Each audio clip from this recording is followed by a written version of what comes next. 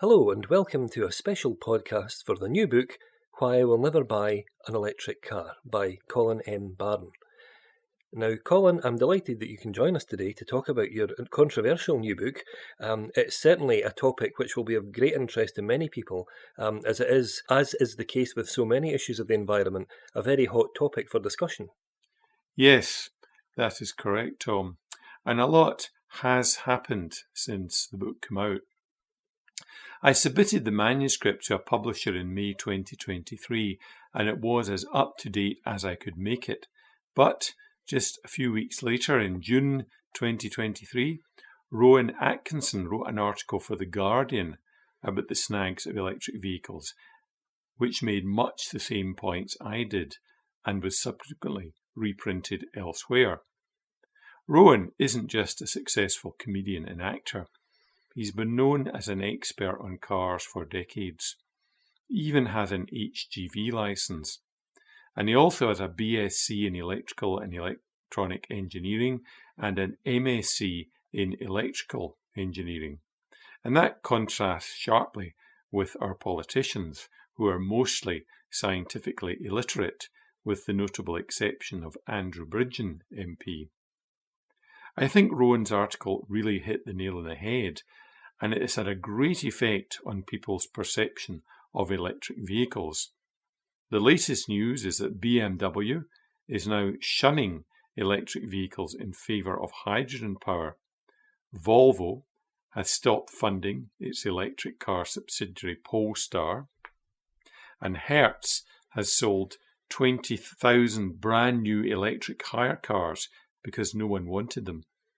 And 10 out of 11 new car buyers are opting for internal combustion engine cars because of all the snags with electric vehicles.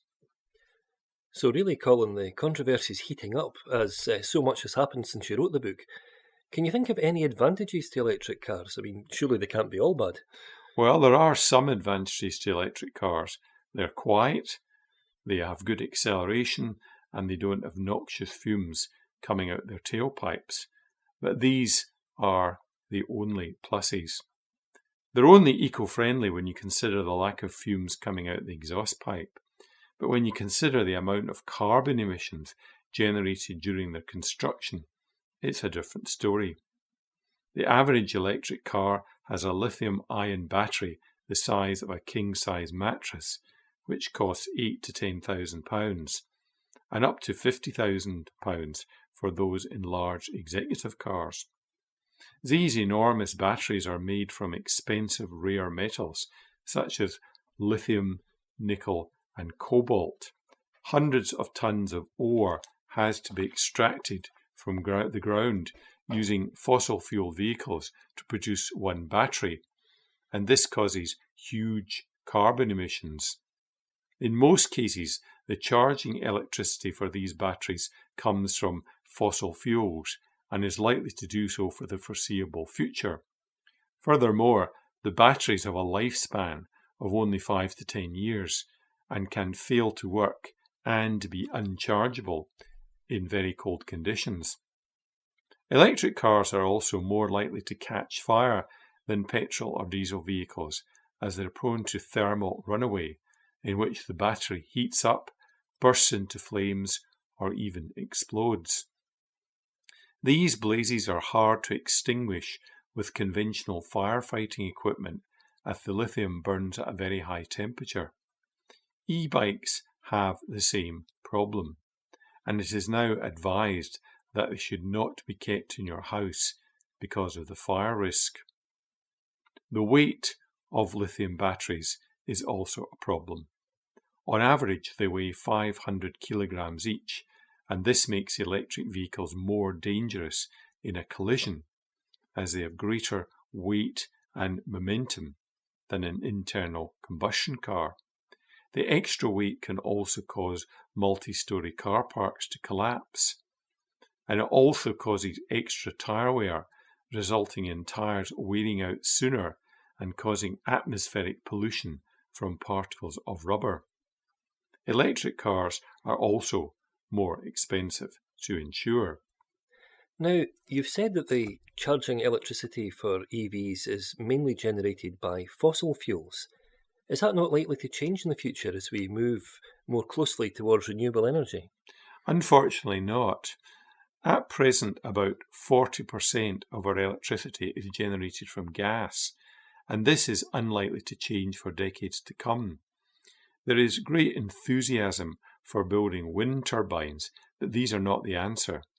They are expensive and use a lot of steel and concrete. In addition, they don't generate anything when the wind doesn't blow and have to be turned off when the wind is too strong to avoid damage. Wind turbines only generate 2 megawatts each under ideal conditions, which compares with 4,000 megawatts for a large fossil fuel power station.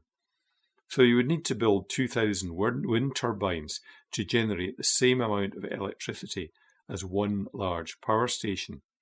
And they have to be backed up by fossil fuel power stations to ensure constant power generation round the clock. Solar panels are not much better. Like wind turbines, they're ugly, expensive to build, use a lot of rare metals, and don't generate that much electricity, even when the sun is shining. And like wind turbines, they only last a decade or two before they have to be scrapped.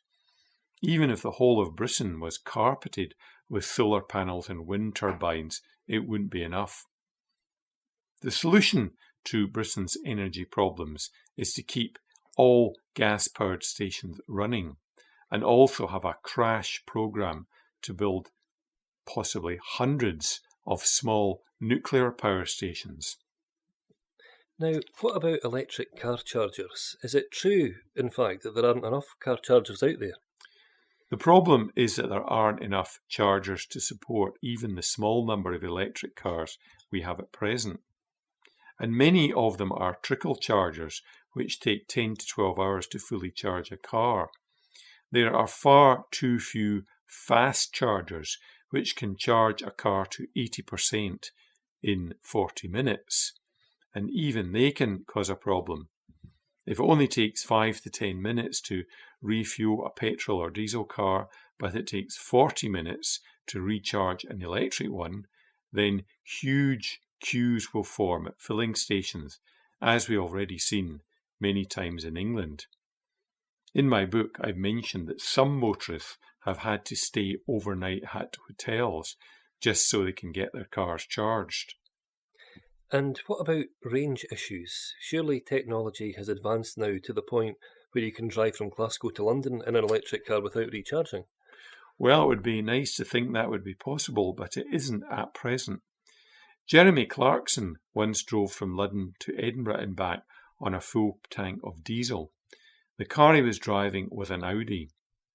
And even a basic Volkswagen Golf diesel has a claimed maximum range of 888 miles. But you certainly can't do that with any current electric car, as you would have to stop about every 100 to 150 miles to recharge.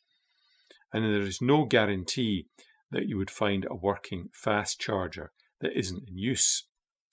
If you can charge your car at home every day and are only going to drive locally, then electric cars might be okay, but in my opinion, they are unsuitable for long journeys. There is an electric coach service called Ember, which runs between Aberdeen and Glasgow. I tried it once from Glasgow to Dunblane. It was comfortable, but it was no quieter than a diesel coach at motorway speeds, and in order to maintain a service, each coach has to be recharged several times a day. But surely there is now this kind of growing idea that we should introduce electric cars because there is a scientific consensus that the planet is suffering from global warming. I do respect other people's opinions, but I feel that the whole climate change, global warming, climate apocalypse thing is just a hype that is being promulgated by the mainstream media, particularly the BBC and The Guardian. First of all, there is doubt about whether the planet is actually warming. The climate change movement claims The warmest year of the 20th century was 1998. In fact, it was 1934. And if carbon emissions really caused global warming, then why didn't global temperatures rise in the early 1940s? The Second World War was associated with a vast increase in carbon emissions for obvious reasons, yet all the wartime winters were exceptionally cold. Remember the Battle of the Bulge? And the winter of 1947 was one of the worst in living memory, with continuous snow and sub-zero temperatures for 11 weeks. I'm well aware of a graph which supposedly shows global temperatures increasing at the end of the 19th century because of fossil fuel use. But if you look back over the last 1,000 years, there have been warm and cold periods. There was the medieval warm period hundreds of years ago, and there was also a long spell when winters were exceptionally cold and frost fairs were held on the Thames. The reality is that climate change is a natural phenomena and has nothing to do with human activity. It is caused by variation in solar activity. Carbon dioxide only comprises 0.04% of the atmosphere, and only a small proportion of this 0.04% is due to human activity, about 3% in fact.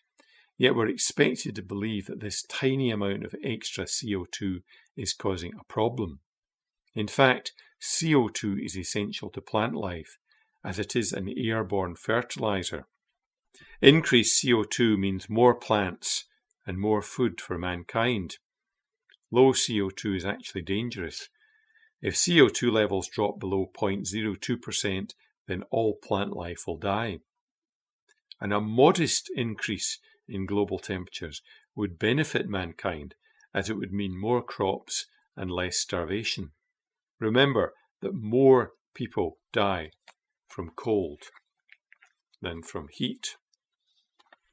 Yet climate activists and organisations such as the BBC, The Guardian and the World Economic Forum and the United Nations are trying to persuade us that carbon dioxide is bad and we need to decarbonise everything. According to these organisations, in order to achieve net zero, we need to get rid of petrol and diesel cars, swap our gas boilers for heat pumps, stop eating milk and dairy, get rid of our pets, close down farming, ban all commercial flights, and stop the production of steel, iron, glass, concrete, plastics, brick and cement. The latest from the World Economic Forum is the suggestion that we should all stop drinking coffee because that is associated with carbon emissions. I mean, that is just ridiculous. Everything we do is associated with carbon emissions, even breathing out. I'm just waiting for the British government to announce a ban on breathing out to cut down on carbon emissions. And of course, we see in the papers that there are also problems with farming at the moment. That is correct. Climate change activists want farming stopped because they claim it is bad for the environment. In particular, they want us to stop eating lamb, beef and dairy. They also don't like the use of nitrate fertilizers, which they claim are bad for the environment. And they want everyone to stop keeping pets. They want us all to eat insects and artificial food created in laboratories. The Dutch government has closed down 10,000 farms. In Britain, the UK government has a scheme in which farmers are paid between £100,000 to £150,000 each to close down their farms and rewild the land in the mistaken belief that it is good for the environment. But a fight back has already begun. You've probably all seen the farmers protesting across Europe, and these have forced governments to make a U-turn. And I think there will also be a popular uprising against the ridiculous net zero plans, which would make the West commit economic suicide. Electric cars are an unnecessary solution for a problem that doesn't exist. I think the real reason for the climate change hoax is that the world's oil supplies are running out, and governments want to keep what is left for the military and the global elite. So, what do you think is the solution? If not electric cars, should we perhaps be switching to hydrogen cars instead? Many manufacturers are already looking at internal combustion engines powered by hydrogen, but hydrogen does have its problems. There are no reserves of hydrogen lying underground waiting to be used. Instead, it has to be made by the electrolysis of water, requiring a lot of electricity, which will be in short supply in the future. Also, refueling a hydrogen car is difficult, as the fuel has to be cooled and pressurized before the tank can be filled. I think the answer would be the development of synthetic emission-free fuels which work in existing internal combustion engines. I think that's the way forward. Of course, most governments would like all private car use to be phased out, but I think they've underestimated the degree of popular resistance this would cause. Remember the Blade Runners? As Churchill once said, it's not the size of the dog in the fight that matters, but the size of the fight in the dog. So, Colin, thank you so much for having provided these insights. Your book has certainly generated a great deal of debate and interest on online retailers, and I'm sure anyone who's listening to this podcast will want to go get a copy and find out for themselves what Colin's opinion has been on this very contentious topic. Colin's book, Why I Will Never Buy an Electric Car, is available to buy from Amazon in paperback and Kindle formats, and I hope that you'll be getting your copy soon. Thank you very much for having joined us today. Thank you very much, Tom, for inviting me.